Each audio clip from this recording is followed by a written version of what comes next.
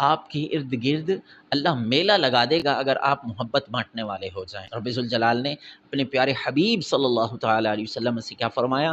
وَلَوْ كُنْتَ فَظًّا غَلِيظَ الْقَلْبِ لَانفَضُّوا مِنْ حَوْلِكَ۔ اے محبوب، یہ جو آپ پر جان چھڑک رہے ہیں نا، اگر آپ سخت دل اور کڑوے لہجے والے ہوتے نا تو یہ بھی آپ کو چھوڑ کے چلے جاتے ہیں۔ جب اللہ رب العالمین نے اپنے پیارے حبیب کو یہ فرما دیا، ہم کون ہیں؟ ہماری اولادیں ہمیں کیوں چھوڑ کر چلی جا رہی ہیں؟ ہمارے خاندان والے ہمیں کیوں چھوڑ کر کے چلے جا رہے ہیں؟